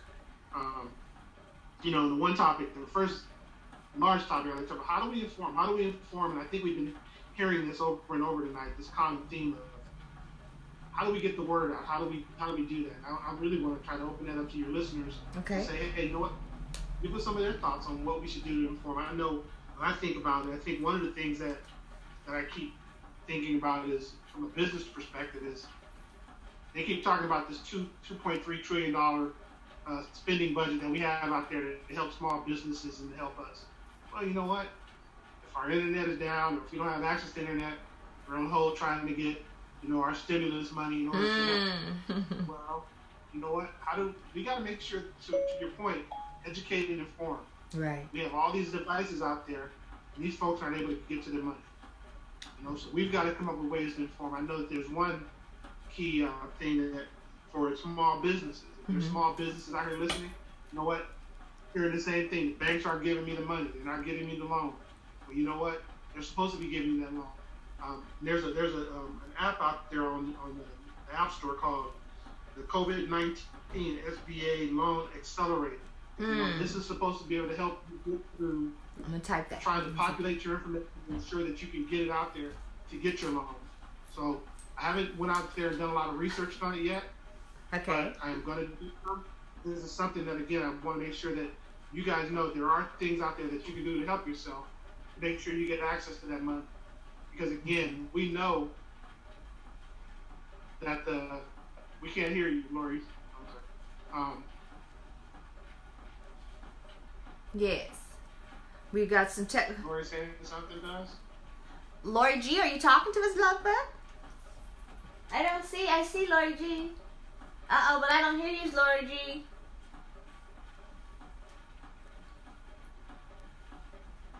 So as they were coming back to that. Okay, E, go ahead. We can't hear Lori right now. Okay. So I was saying, you know what? We've got to make sure that folks can get this information. Okay. So again, you know what? I just wanted to share that because I know that that's out there today. But we've also got to say, hey, you know what? Maybe it's embracing some of our youth to say, hey, since you know social media and you know the things that are available and accessible, maybe we might need to start leaning on them a little bit more on how to get access to this information. I mean, I know my daughter. I have to go to her today to say, hey, how do you help me use this Zoom and how do I create a background? I mean, I didn't know how to do it. She knew how to do it. 2 clicks of a button. So we've got to start relying on those resources to help us.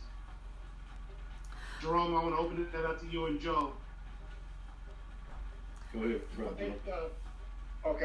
I think right now, we just have to. I hate using this word because I've struggled with being overweight my whole life, but we got to go on a diet. Like we have to. We got to go on a financial diet. We're going to have to go on a diet of looking at the food we put in our body. We're going to have to go on a diet of looking at what we consume on, like I have people tell me, well, I don't get on Facebook because there's a lot of mess. And I think to myself, I don't have mess on my Facebook timeline because I don't connect myself to mess. So my Facebook is just all educational and learning and entertainment. So I don't have that problem. So I think we're just going to have to take this time because the answer is going to involve action, but it has to be doable action. Right. It has to be something that people can say, what's step one? So I just think step one is we got to really start looking at the food we put in our bodies. We got to really start looking at what we're consuming. We spend large amounts of time consuming content that isn't necessarily beneficial to what we're supposed to be doing right now. And we are the largest consumer group in the world. Forbes in 2018 said the black dollar is worth $1.2 trillion. Wow. So although we are disenfranchised, although we've got a history of this and a history of that, we have money and we spend money, and we just have to go on a diet, a finance diet. We have to go on what we're consuming diet, and we have to watch what we put in our bodies. So those three things, if we do those three things and make a concerted effort and understand that everyone is not going to listen. So we got to understand that everybody that has done something in our community, black or brown, didn't have 100% back. You know, history has a funny way of smoothing things out. So all the people that's fist pumping Martin Luther King were not his supporters. Right. At the time he was dead, at the time he was killed, many people in the black community were kind of on the fence about Martin Luther King. Okay. So I would say that we just have to move forward with the people who do want to create change, and the people who are not wanting to listen, they're just going to have to be getting it on the tail end. Harriet Tubman, I'm sure there were people that were helping her that were African American that were on plantations still, but were still helping her. And then there are people that are on plantations that probably never even fathomed ever being free. So the different levels of the community, we have to embrace all of it. We have to embrace our leaders, we have to embrace our followers, and we have to embrace our ignorance. And we can't let our ignorance stop the leaders and the followers from creating change. So I think we got to change how we eat. I think we're focused on that, and not something that is drastic, but we have to start taking account of what we're eating, what's in our community. So one of the things I'm going to do, my 2020 resolution is I'm going to talk to see where I live in Montana and see if we can get a farmer's market available within 5 to 10 miles of where I am. And so that's going to be what I want to do to contribute to my community. But it's got to be diet of food, diet of what we consume, and diet of our finances, because we are worth $1.2 trillion ourselves. So it's just how we direct our money and putting it together. So that's the thing. It's going to be small conversations and educating ourselves. Like I was taking notes from, the mask information. I thought that was very helpful. And we have to educate ourselves. Right. Share what we know to the next person, and then you share what you know. But I think that's what we got to do moving forward. Amen. Hey guys, can you guys hear me now? Yes, Lori G, loud and clear. Okay, I have a caller. I'm going to try to put the caller through. Go ahead. Got a caller, everybody. Point. Go ahead. Okay, you go ahead, caller. Caller, can you hear me? Okay, go ahead, please. Hello? Yes, hello? Hello? I'm busy. Okay, go ahead with your point, caller. Okay, my point is this. Hello first. Hello. How are you guys? What's your name? I'm calling from Florida. Okay. I'm calling from Florida. My point is this. My name is Rhonda. Okay, go ahead with Go your ahead, point, Rhonda.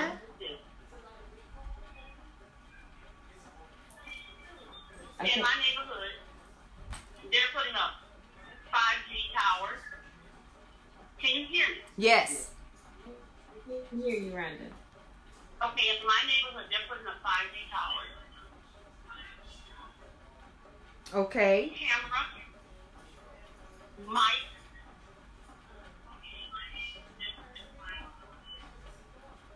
okay. radiation will affect you in the same way as a virus. It will break your system down. I'm not saying that COVID-19 does not exist. I'm not saying Corona don't exist. What I'm telling you is, in the black community, they are putting up radiation, 5G towers. They're putting up 5G on your phone. I know. And that there's some potential. Break somebody down. That is very true. This is how they can predict that Right. we're going to have it more than this. Hey. Come on, Greg. We got some. Thank you, Hey, how you doing? Wake up. I'm not saying not to raise your man, but wake up. Pay attention. Yeah, we got to pay attention. Thank you, Right? Rhonda. That is a very good point. Thank you so much for calling tonight. We appreciate it. Mika, did you want to chime in on education at all? No, Sure. you know what? She has a very valid point. A lot of the electric pole lines are actually shared by multiple companies. again, it goes back to making sure you have a voice. Go to your local constituents, and you can ask for stuff to be removed. But the problem is, if the community doesn't know it, and if you don't believe it's a problem, then nobody speaks up. Right. This is where you have to take your voice into your own hands. And if you don't believe in that being there, you can ask for it to be moved. Believe me, they do it in other communities. If they don't agree with the electric company putting up a electric pole in their backyard, believe me, that person speaks up loud enough, goes and talks to enough council people to say, I don't want it in my backyard. Now they don't put it in my neighbors. They're gonna say, I don't want it in mine. Right. Right? Yes. Better yet, let's put it underground so none of us have to worry about it. Wow. But again, it takes your in order to do that.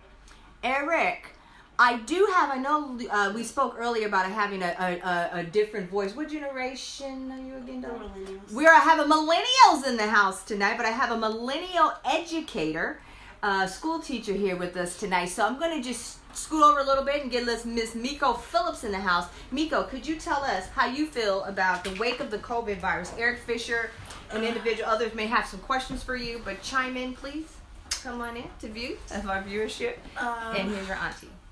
Go ahead. Basically, so far, my experience with COVID in this whole situation is that it's really hard because it's all about access. I work for KIP, and it kind of serves students that come from disadvantaged backgrounds. And essentially, it's just really hard for students to get access to internet. A lot of parents don't have access to computers for their kids at home. So when I make calls for students and I speak to them, it's really difficult to kind of get into contact with them. And I'm a special education teacher, to be specific. And I found that throughout this time, it's hard to get the information to students because they learn in very specific ways. And being able to teach them online is pretty difficult. And I was speaking to a parent the other week, and she was, sharing with me about like the deficits that she's worried about her child having, because essentially they're missing 3 months of school, 2 to 3 months of school because of COVID. So I just think moving forward, as a state, California needs to put in place better emergency plans for education, and make sure that, honestly, I think all kids need to be able to have access to internet, kind of how this world is moving. So that's kind of like my mindset on it. What are you thinking, Greg? I'm going to ask Jerome to weigh in on this, but the one thing that I was thinking about when we were talking about education, it's again going back to that grassroots level, right? We think about, we spend all this money in the lottery, and we pass all these bond measures, and nothing ever talks about how do we make sure that the kids are going to get access to technology, the books that are required in order to be successful. Right. And I think this goes back to holding those local legislators accountable. It goes back to holding your superintendents accountable, because this funding, everything we do, we're supposed to be enriching our future or our children. Yeah. And if they don't have the tools necessary, instead of teaching them to a test, right? Let's make sure that they're getting things they need. Jerome, I'm going to have you weigh in on this, because you are in higher level education, and you are in the principal leadership role. What can we do is, from a grassroots level, to ensure that you guys are getting the tools necessary in order to make sure our kids are not being left behind? Instead of teaching to a test, why aren't we teaching them some of the things that we're talking about? There's been a lot of pandemics in the past that our kids probably don't even know about. From polio to measles, mumps. We've been down this path before, and it's always impacted our community a lot stronger than it has anybody else's. And this one's just happened to be one that, again, it's impacting us, and we're just not getting the word out. But what's your thoughts on that? And Joel, I'll have you weigh in too. All right, and guys, maybe before Jerome weighs in, we do have a caller that's been waiting on the line. Oh, okay. All right. You want to Greg? Okay, go. Okay, caller, go ahead. Hey, how you doing? JackieRay, got a topic going on right about now. Hey, Roddy Rob, what's up? All right, I'm talking. Can you hear me? Yes. Yeah, they can hear you. They said, "What's up?" What's going on? I was just touching in on what's going on with me talking about the school systems and what can be done, and those are good topics because I'm thinking too, like I saw somewhere with the kids in college was talking. But do I have to talk to the phone or talk to the phone? I'm talking on the phone. Can you hear me? Yeah, we hear you, Yeah, baby. they can hear you. Okay, well, like I said, what's up is like I think college students are saying that they're not going to graduate. Kids in 9th grade and 6th grade are not going to get that graduation. And like I said, I think they need psychologists or somebody to do it like the brother was talking about too, about what's been going on in the future. It's been pandemic times before. You know what I'm saying? Yeah. Yeah. No. Yeah, they said they definitely agree with you. Definitely, good point. Yeah, so, they had them have the graduation statement and all that type of stuff, and like they just send it home and they don't really know the greatness of what's going on. The magnitude of what's going on. And they need to have that really put into the retrospect, and the government should be accountable to. Like I said, we have a psychologist and like the one is autistic, whatever, something like that going on. This is a big part of their life and it's being chopped out. Mm-hmm. That's true. Very true. Yeah. No, it's a good point. All right, great topic today. Okay, guys, be safe. We love you, Thank Rod. you so much for calling Rod and weighing in. We love you, Rod. Eric, before you take it on to, Alrighty. Bye-bye. I'm sorry, Mr. Fisher. Before Thank you so much. Go ahead. I was just gonna ask Eric if we could pose, Eric, if we could have our amazing Greg chime in right now, and in terms of, again, Eric, a millennial perspective from a gentleman talking to the Brotherhood. What do you see? How do you think about education now, Greg, and just your, what you're doing, your technology role? Does this seem weird to you? Because I know you are in technology for a living. How does it feel to you? It's definitely strange times, especially for me because I actually started a new job right when all this kicked off. And it's funny because my first day on the job was actually the first day where they made it mandatory to where people had to work from home. So that's all I've pretty much been doing. I went into the office for about a couple of hours that first Monday on the 13th, and I haven't been back since. I've been pretty much remote. It's just kind of weird getting onboarded, and not being in person because you can never really replace that, like person-to-person contact. Yes. So for me, I stepped into my job with some experience already. I kind of know the ins and outs of the role, but not the ins and outs of the company itself. Got it. And I never got to be, I was never walked through that. So it's kind of been just, just learning on the fly. For me, it's definitely been weird, but I'm definitely thankful to have a job, because there's been a lot of people, filing unemployment lately, so it's definitely a blessing. It is. You have to be able to, Thank you, Eric. I appreciate that. And thank you, Greg. I appreciate your time. No, tell him to hang on because I want to make sure we address something. And one of the things I would tell him to do, he's in a perfect position right now because a lot of people are home. They don't have a lot of time. They have a lot of time in their hands. They're in isolation. This is the time he acquires that knowledge. Okay. He should be trying to find out who's who in his organization. He should be trying to find out who's who that can actually continue to help him grow himself in his organization. And you know what? Set up 30-minute calls. You know what? Just say, hey, you know what? I'm looking to, get some mentorship. I'm new to the organization. I'd like to see if I can get 30 minutes of your time. Okay. Believe me, this is the time where folks want to talk to you, especially you being new into the organization. Take this time to learn the organization. You're not working. I can tell you, being in the public sector, not public sector, but in the private industry working, I've probably had more contact with some of my customers than I normally would because we have the time to talk. We're not, nobody's, saying, hey, you know what, I don't have time this week. You know what, give me a call in another couple of weeks.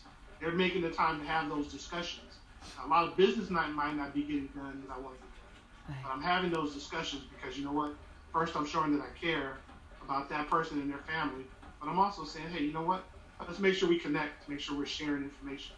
So take this time, Greg, to make sure that you're reaching out to those in the company that can help you to further yourself when you do get back to some type of normalcy, to be able to say, how do I move forward?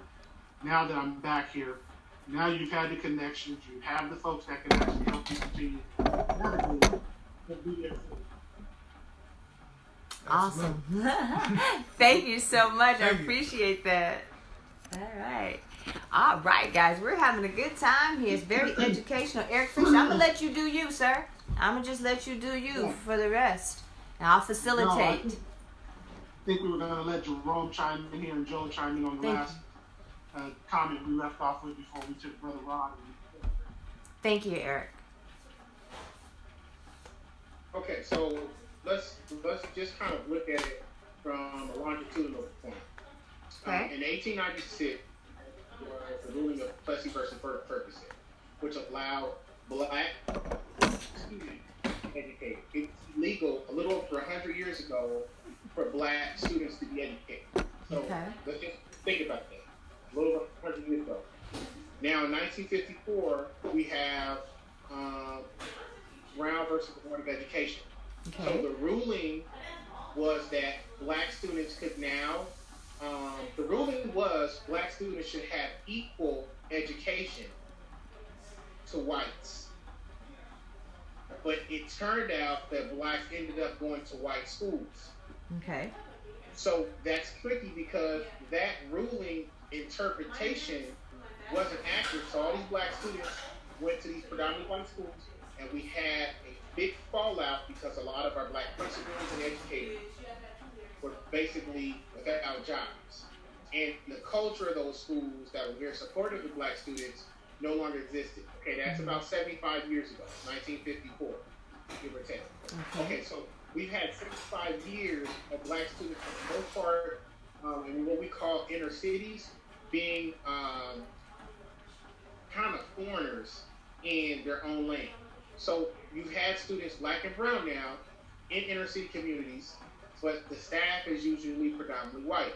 That's not bad if your staff is white, but there are statistics I want people to look at.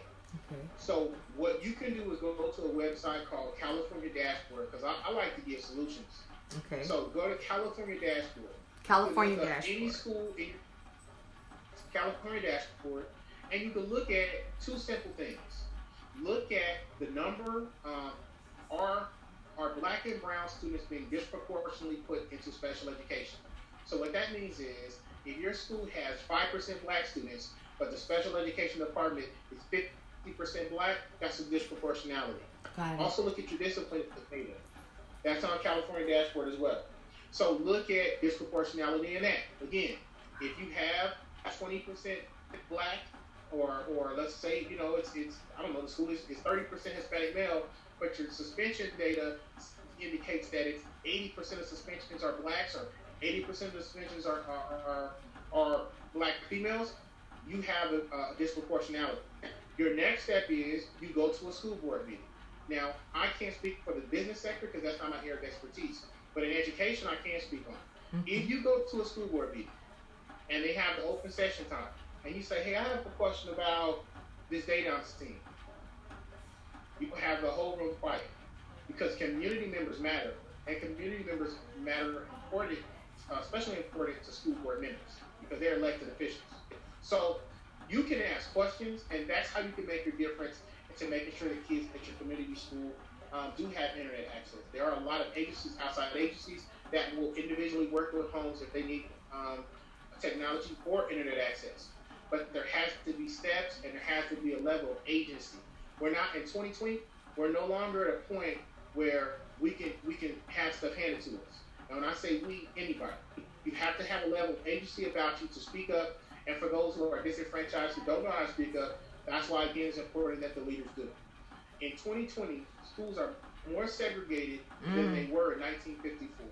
Wow. I repeat it. Okay, please. Schools are more segregated than they were in 1954. Wow. So it's going to take speaking up and having plans. So in all our conversations we have for the rest of our lifetime, we need to come up with plans, and we need to come up with, this is what we're going to do next. And even if that step seems small, it's going to put us that much closer to a solution moving forward. So that's the key. California Dashboard, look up your local school. If you make a difference in one school, you made a difference in thousands of lives because you're impacting all those students.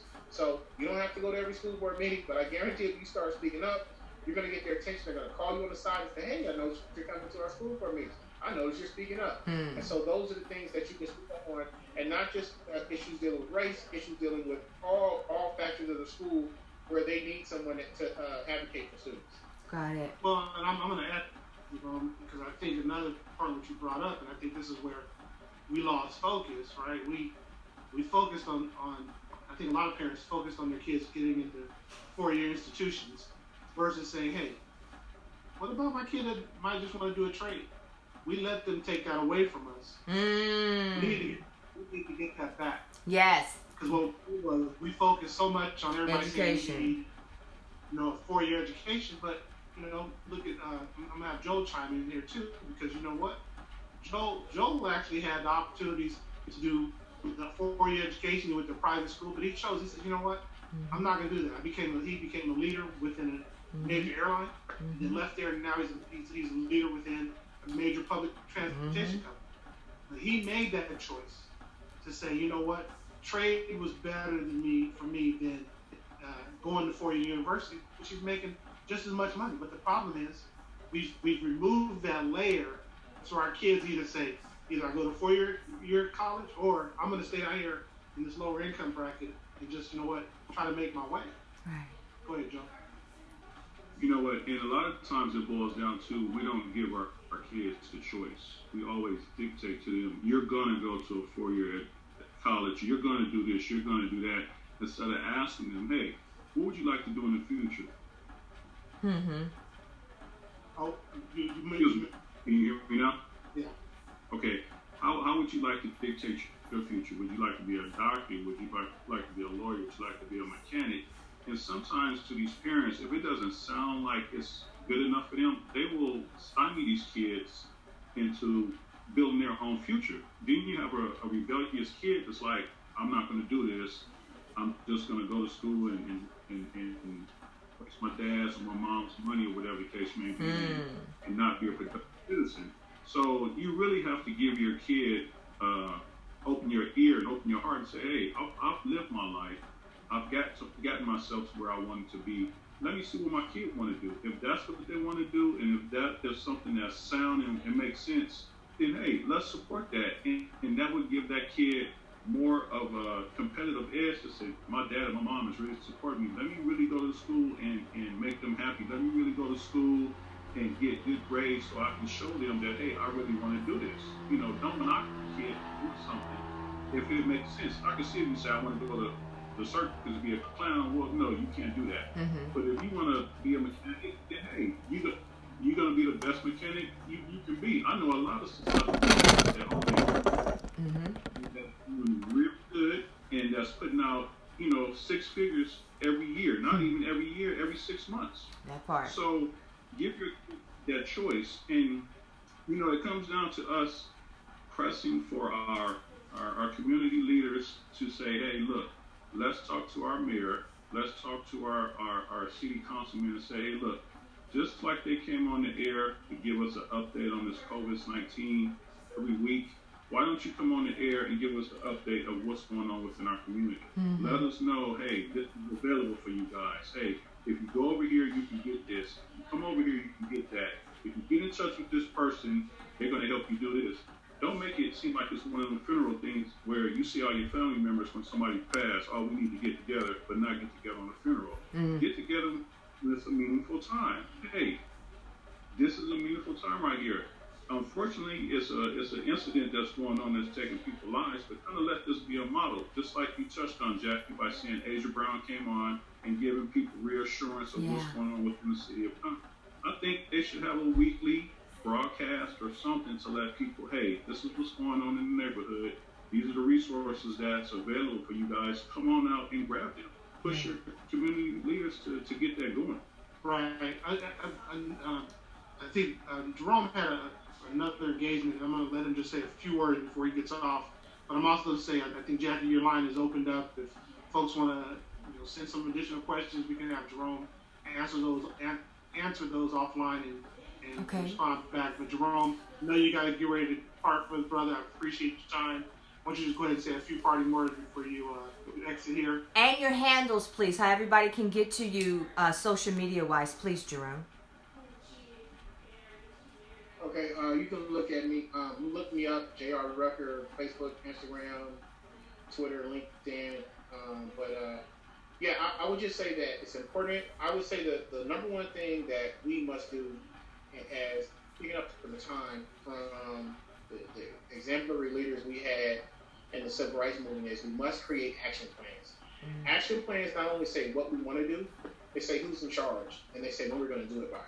So I say, if anything, I want to lead to Gabriel and Glory is I want to show them that we put together action plans and we executed them.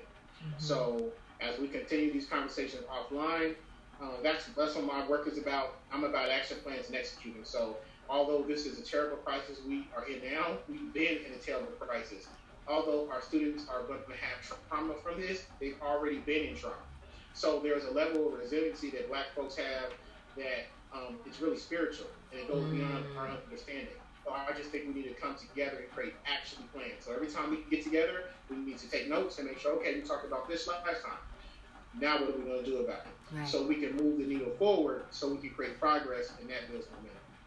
Thank you. I appreciate you, and I'm going to let Jackie say some parting words to you. Thank you so much for your time. Thank you. And we'll talk here during this isolation, brother, and continue our mind melding to figure out what we're going to do to make some change. Thanks, Jerome. Thank you, Jerome. Bless you, Jerome. Hey, I just want to say congratulations on that beautiful baby girl, because that little one, ooh, that Glory, them cheeks, my goodness, you just spit her out, Jerome. She is an absolute doll face. So congratulations to you and your gorgeous wife and the beautiful baby Grace and Miss Glory. Y'all take care. Be blessed. We love you. Talk soon. Yeah. Bye-bye. All right, hey guys, I just wanted to know if I could take a minute to jump in and kind of piggyback on what Joel said before Jerome stepped out, which is really supporting your students or supporting your children to find what they want their educational journey to be. Mm-hmm. That if that path is not four-year university, maybe it's a trade program at a community college, maybe it's a private training program or industry. I have worked with so many students of color who were just not right for university. Right. But it was more about that parent wanting that student to go. It was more about that parent being able to say at the dinner table, I have a child at USC, or I have a child playing on the football team at USC, and your kid is failing out. Mm-hmm. And there's irreparable damage sometimes that is done to a child's transcript, because a transcript tells a journey, right? Think of it as like your credit score. You can't go and not pay your bills and you get a 25 out of 800 credit score, and then a year later you're right back up at 800.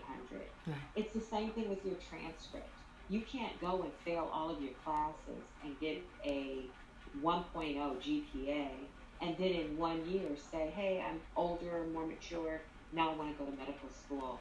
If your children aren't ready, don't force them to do that, to be able to live out some dream that you did or did not complete with your own life. It's very costly, both monetarily, but also emotionally for that person. Right. Because it may be 10 or 15 years later when they decide, hey, I think I want to go to university now. Right. But they're facing that 1.0 GPA, and it's so much more road they'll have to run to be able to overcome that. And I think as leaders in our community, we can begin to validate other choices, that it's not always four-year university as a one-size-fit-all paradigm to success. All right. Well, and I think, Lori, while you're there, I want you to maybe, Lori, chime in on this. I think, one of the things that we as a community struggle with is, trying to always find capital to send our kids to school. And again, this goes back to understanding that, hey, you know what? There's money that's put out there for our kids to go to school. And the problem is, here on the West Coast, we don't hear enough about it. There's a lot of HBCUs that are there wanting kids to go to school because they have this money that's from the federally funded government, that they don't have enough people there. So now what you're starting to see is these HBCUs, they have tons of Caucasian kids in these schools. Wow. Are you They're serious? there. Yeah, that money is there for us, for Okay. our kids. You know what? Now, granted, you might have to leave home. You will have to be, away from your support system, but you have to find a way to find another support system. This is what, again, we don't do this well as a community to help our kids be prepared for this, but we've got to start getting them to understand, hey, you know what?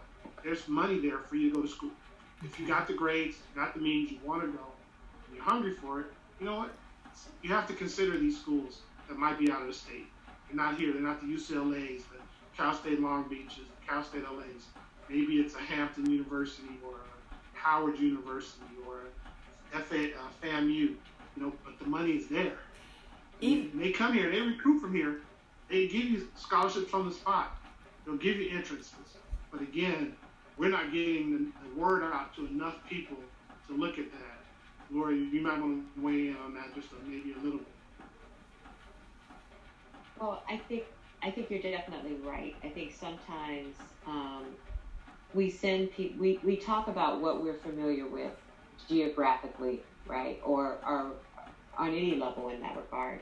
And a lot of the HBCUs are more southern based. They're not here in California, and people aren't as well acquainted to them. I know there's a college fair that does visit here every year, but those aren't the things that they're talking up in the high schools.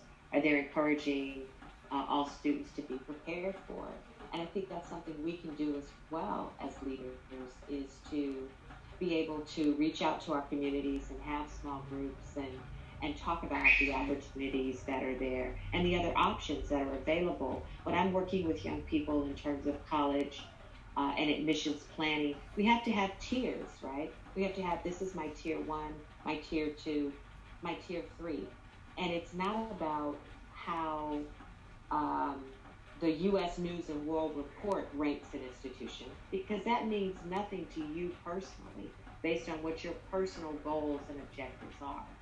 So there may be an excellent program at Spelman that speaks directly to what you want to be a part of. And for you, Spelman may be a tier 1. But because U.S. News and World Report doesn't list it that way, we tend to think, oh, that you're not serious about college if you're going to go there, or I don't want to make that financial investment or commitment in you if you go there. I think we just have to begin to talk about what is the overall purpose of going to higher ed. It's to be able to obtain the skills, to be able to do what it is you want to do. So let's begin to look at and discover what those things are, right? And we create our hierarchical list based on those. And HBCUs are wonderful opportunities that were put in place to help us move forward as a people. How do we see that changing in the light of what we don't even know, all of this uncertainty? So could all of that be a completely new face, quote unquote, that new normal? If we're not going to the campuses, we're not having the fairs, how do we do that electronically? I agree with you that will definitely be a challenge, but a part of that might be a way that it's really going to open up that access, right? Because now we are doing virtual tours with every institution, right? We're now doing distance learning with all institutions. So where we used to think some universities were further down on that U.S. News and World Report, well, if everybody's teaching online, maybe that becomes more of a balance, and the word gets out that, hey, there are these Tuskegee institutes out there that I could go to, and they're popping up on this news feed just as often as the Stanfords, the Harvards, and the Yales are popping up. So there may be a shifting of equilibrium and balance for institutions that have been overlooked because you don't hear their name again and again and again. Does that make sense? Yeah, and I think the other side of it is, you know what? This goes back to having a voice. You can go back to your school leaders and say, what are you guys doing to make sure we have access to those HBCUs? You know, you have to say that to the council. You have to say that to the leaders in those schools to make sure that they're doing what you're paying them to do, which is ensure my kid is educated, to make sure my kids have access. And you've got to also take it upon yourself as well, because these are things that you can look up online I think there's a site out there. I think it's hbcu.com, and I'll take a look, Jack, and I'll give that to you to put it out on your site. Okay. But again, and they come to town. They're usually here like two to three days during the year, and they would be at the convention center, and I think at a couple of junior colleges, and they're doing a recruiting fair. Is it possible for these recruiters to go to the high schools? Is that available for them to go and drop off their families? Just like these colleges come to these high schools for the athletes, recruit them for the universities. They should really come and drop off pamphlets and say, hey, can we get an hour of time with reference filming? Can we get an hour of time with reference? We would like to promote our youth so you guys can really know. Get it out there to you guys and hit the counselors upside the head and say, hey, look, we would really like to get our program out there because you guys have the kids here, they have the grades, especially in a lot of these charter schools and private schools. And a lot of these public schools now are really starting to get their academic level up where they can really start recruiting some kids and give them that experience that they probably would never have. Mm-hmm. But I have a question for the panel. So in the face of this COVID-19, right. How do you that it's going to change? Because from what I'm seeing, this underlying fear, parents are going to more discourage their kids to travel far. I mean, you had some kids that were far away. Parents were struggling trying to get them back home, or struggling worrying about them. And so do you think that that's going to change and you're going to see students staying more closer to home because of the unknown? Do you think that Lori, from your standpoint, do you think that majors are going to change because people are now looking at what they consider to be essential differently? What do you think that this COVID, and I think all this recruitment, these college tours, and everything that you're saying is absolutely true, but in the face of what we're going through now, I firmly believe that it's not going to be business as usual when we get out of this. I think it's going to be completely different the way we live and the way we think about stuff. I agree. And when we were talking about the way parents are discouraging, even for me before all this hit and when the kids were picking college choices, I was hoping they would stay close for my own selfish reasons, for whatever the fear was of being in an unknown city and stuff, even though I know that for me, I was going to go to Spelman and I was looking forward to it. But as times change, do you think all that is going to change? I do. For higher ed, I think that's going to change. I mean, just being a parent, and if I had a child who was of college age, I wouldn't want them to, be that far away from me. I do think, as we talked, I think at the beginning of our time together, USC has never really offered undergraduate distance learning. That hasn't been an option. That hasn't been something they deem as competitive or whatever other adjectives you want to use. I do think that you're going to see more program developed centered around distance learning as a response. I mean, I think that whole live streaming. I mean, we're just Friday looking at putting a lot of our programming for the start of fall online because we don't know where we're going to be. Right. So I think some of your highly selectives or even your Ivies are going to begin to look at undergraduate education that way. And minimally, it may be a paradigm that they're using at some of the graduate programs where you have more of a hybrid type program. So we're learning online for X number of weeks, and then students are on ground for X number of weeks. Mm-hmm. So I do think the thinking of how we learn, what's prestigious, what's competitive, will come out the other end with a new definition. Absolutely. Panel members, we have about 7 minutes before we disembark. So I just wanted to make that knowledge. So Eric, go ahead, please. No, I was going to say that the couple things I just want to hit on. I think that was great because we covered education. But I think, again, this goes back to ensuring that our youth don't end up in the juvenile system and into the jail system. It's time to make sure that we get them educated by any means, whether it's trade, whether it's HBCU, whether it's them learning an apprenticeship. We've got to try to do something, and again, that's something we can do as a community.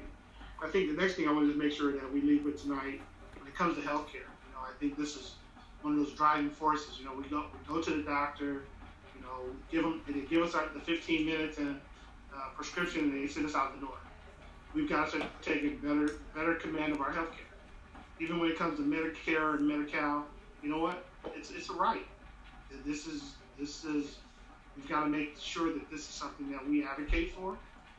Making sure our leaders on the local level and the state level are knowing that, hey, we paid into a system that says we should be having health care. And whether if it is Medicare or Medicaid.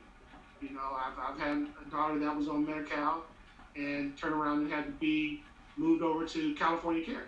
But because they give you so much paper and bureaucracy, you know what? It keeps you from getting care. Yeah. And you know what? We've got to do more to ensure our policymakers are hearing us when it comes to health care. Because again, if we did have more control, we probably wouldn't be in some of these situations we are, where we're having a higher morbidity rate, where people are dying from this COVID. But because of the fact that, hey, you know what? I don't want to go sit in the ER room for 8 hours to be seen for a cough. Well, that cough could be very serious. It could be pneumonia. But the problem is the system is not made in order for us to use it. Mm-hmm. Because really the ER is the healthcare system for people on Medi-Cal and Medicaid, right? Right, Tony? Am I calling it right? Yeah, no, you're really honest about this, and I think you're really sharing some good information, because I think what we're seeing in the hospital, by the time that people get there, it's almost too late to help them, right? And so and this is just like my public health announcement, if you have a cough or you have a shortness of breath, or you can't hold your breath for more than 10 seconds, or you have this irritating, itchy throat, you probably need to see some attention. And for the people that stay in Los Angeles, at Price's Church on 7901 Vermont, they are actually doing drive-by COVID testing. And they have a process, you can go online and sign up for it and get it. And if you have any of those symptoms, like an itchy throat, runny nose, you can go over there. And Charles Drew University is actually having testing, because what they're finding out is that we are getting some type of herd immunity through social distancing. However, because we react differently, I could be symptomatic or I may not be, right? So as soon as you get something, you just don't know how your body is going to respond. Just don't wait too late. It's better to go get checked than sit at home and not get checked, because the patients are coming in really, really sick, because they're scared to go to the hospital. And a lot of things with the Black community is they're scared to get a diagnosis. They don't want to go because they don't want to know what's wrong with them. They'll just ride it through. And, prevention is everything. So, that's why I just love the POJ Show. All this information just comes out that's really helpful to the community. And I think everything that you were saying, Eric, is right. But we as a people got to take our lives a little bit more seriously and be more proactive in our prevention of health care. We can help you in the hospital. There's technology and science has transitioned itself greatly since the bubonic plague and all that stuff, the swine flu and all that. We can be more reactive, but we can't if you don't get to us. So I think I want to add that, Tanya, for all your listeners that are out there, I used to always laugh at Jackie when she used to tell me, drink your echinacea, take your reform.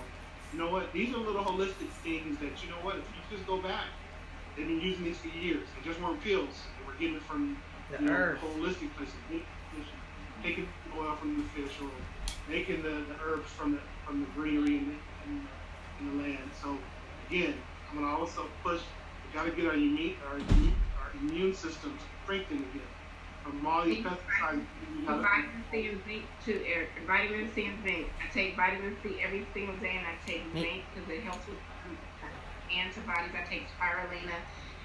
And you don't know if that's helping you. You don't know your DNA and your genetic composite of how it reacts to viruses. But everything you can do to help yourself, you could do it.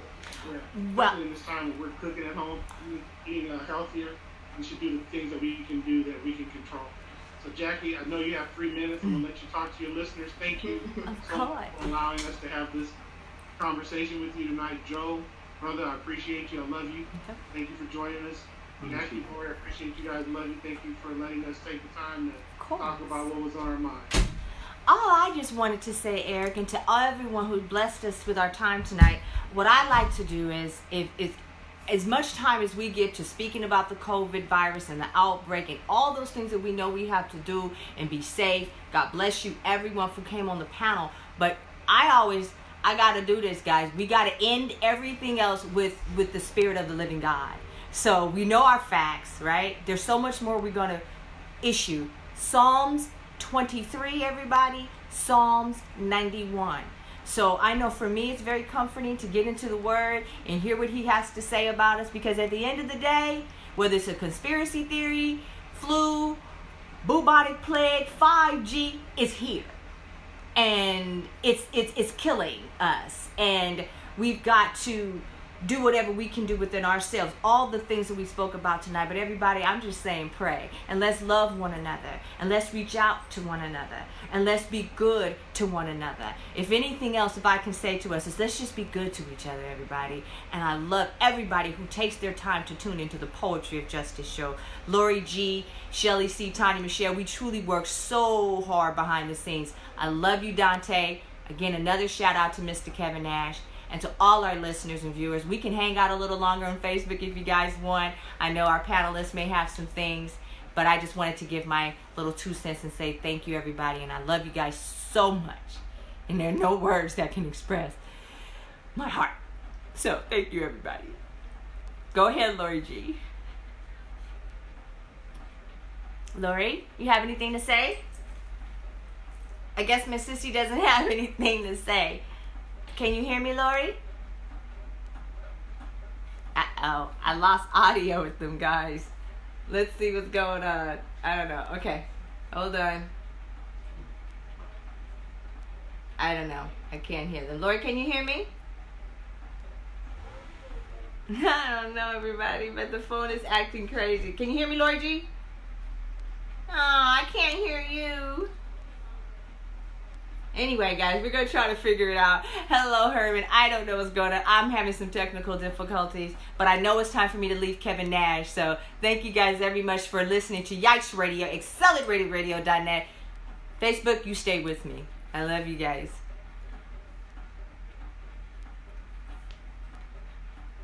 Hold on with me, guys. Just bear. I'm going to get some music going for you guys. I don't know where you... Oh, why can't I hear my sister anymore? What about now, Sissy?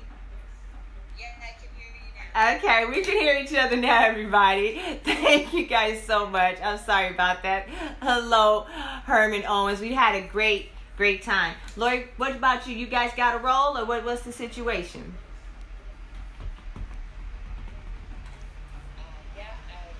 I don't know. Did you guys want to stay for a few more questions from your listeners, or I keep looking. Okay, so I think they're still rolling with you, Jackie. Okay, I just wanted to know. Did you guys... Anyway, I just wanted to say thank you to everybody. We have more questions to our Facebook followers. I know I have Herman Owens with us tonight. We've had so many great people to chime in with us tonight. Thurman, oh my God, the list goes on and on, everyone. So, I don't know. Whatever you guys want to do tonight, I'm here for you. The Poetry of Justice show, you know you guys can always get in touch with us. I'm going to give you a phone number for us. It is area code 951-737928. We have resources for us and for everybody, but to talk more about the COVID. So, Lori, did you want to share anything else tonight? No, I just shared, I don't know if people heard us, that next week we have the ladies of the chat that will be joining you. So make sure you tune in, see what the ladies have been up to. I'm sure there's lots to tell. It's been a while since all are together. I know. Eric Fisher, Mr. William Brooks said this is a great podcast, and the panel had some very interesting comments. So, guys, I think we did what we wanted to do tonight. I feel really good about it. Eric, how do you feel about tonight's broadcast? Well, I appreciate it. I appreciate you listeners chiming in and providing their feedback. Hopefully, we provided some little nugget that they're able to utilize and use. I just appreciate the time you've always given us on the show. I appreciate Brother Joel and Brother Jerome coming on and joining the conversation and sharing their thoughts and perspectives. So thank you as always. Thank you. All right, everybody. Okay, let's see. One more time. We have William. Hi, William. Mr. William Wilson, everybody. He's an avid listener. Lori, he said that he tried unsuccessfully to listen and see the broadcast, but I'm not giving up. I'm going to surprise myself and get to listen to the radio broadcast. So anyway, everybody, I love you guys so much. And remember, your mask, all the safety tips. Again, if you need to get in touch with us, we've got Eric Fisher, we've got Mr. Joel Simmons, Lori G, Mr. Jerome Rucker. Please contact us. You can do that at area code, again, 951-732-7928. Again, on Facebook, you can drop us a messenger line. Anything that you need us to get for you, we're willing to do that here at the POJ Show as we make our own change in the face of successfully getting through this COVID-19. So I think I'm done, Lori G. All right. Thank you so much, guys. All right, everybody. Thank you for tuning in. Okay. Bye-bye. Bye.